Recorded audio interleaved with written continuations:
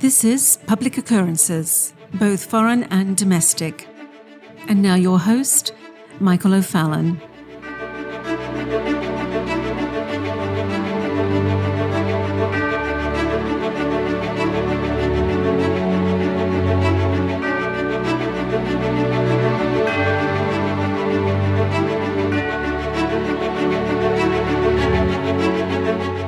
Well, this morning we're going to have a brief episode 1 of Public Occurrences where we're going to be really developing things more deeply tomorrow morning.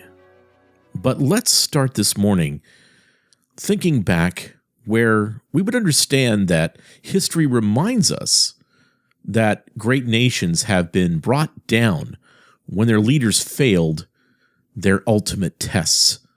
The kind of test that requires unwavering courage, insightful vision, and resolute patriotism in order to save their nations and make sure that their nations will see the next day.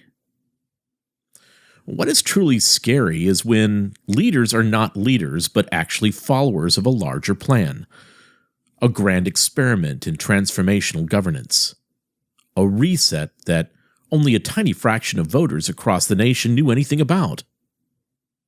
Well, historian Paul Kennedy writes in his book, The Rise and Fall of Great Powers, that empires able to bring superior economic and technological resources to bear invariably win the pitiless fight for global power.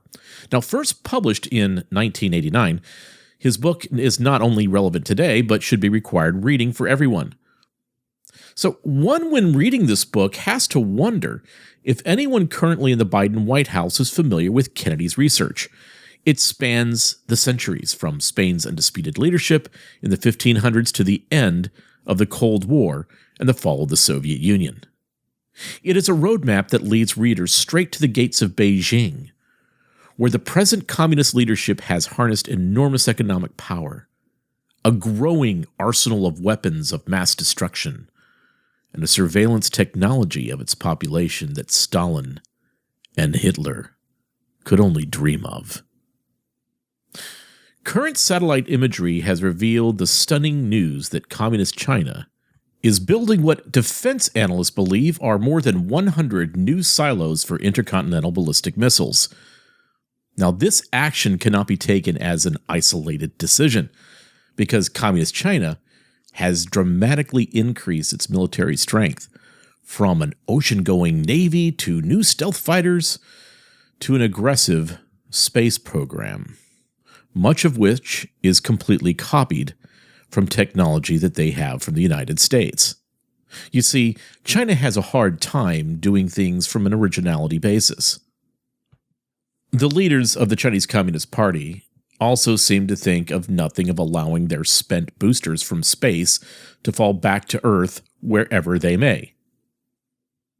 Now, meanwhile, Hong Kong's democracy is being strangled, while international media has exposed how China seeks to crush their Uyghur minority in sprawling prison camps. But you don't hear much about this from China itself, because they have complete control of the press. You see, they don't want any of that fake news that contradicts their official reports coming in. People like Ronnie Chan have made sure that that doesn't happen in Hong Kong. Now, Chinese leaders are more interested in pointing out the apparent disparities in ethnic groups in the United States, while all along, China imprisons and brainwashes millions of religious minorities in its western provinces. And as well, if you're someone who is an African in China visiting or there on a work visa, believe me, they have never experienced persecution and as well discrimination like they will in China. Now, China's global shadow right now has only been lengthening. Now, this fall will mark the second anniversary of a COVID virus from Wuhan, whose actual origin inside China is still being debated by a global health organization that lacks both the means and political will to actually access the data that would reveal the truth about the origins of that virus. Now, against this battering from Beijing, the Biden administration seems to be sleepwalking. And in response to China's military expansion, journalists say our defense budget will be, in essence, flat in the United States at best. So there are urgent needs and well-deserved increases for our U.S. military, but the Chinese can keep growing their military confident that we are not investing anywhere near the sums needed to respond to their moves.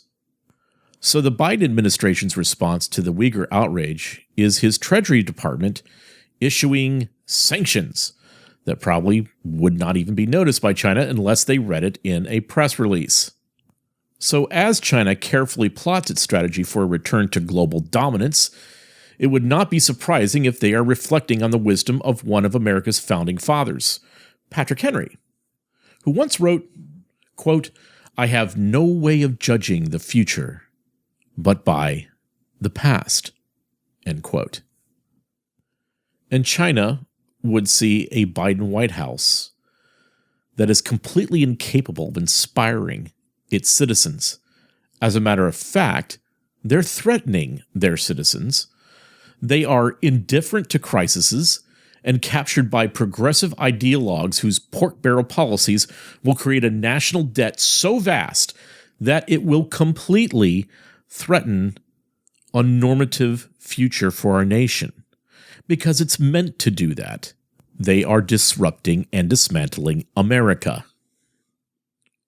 So with all of these mistakes, missteps, and missed opportunities that are all early within the first 9 months of Joe Biden's term, the Chinese also know the proverb that, quote, "truth is buoyant.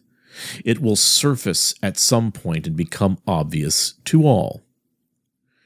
And when it does, will America still have the means to preserve its security and freedom?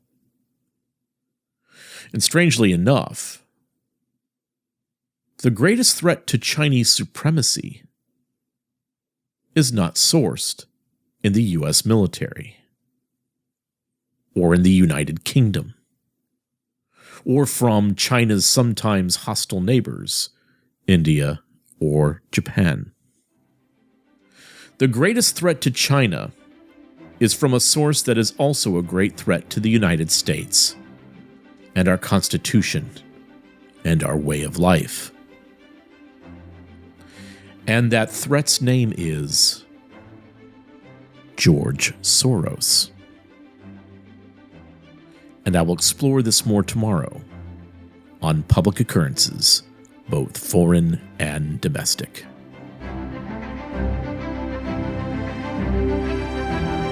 Thank you.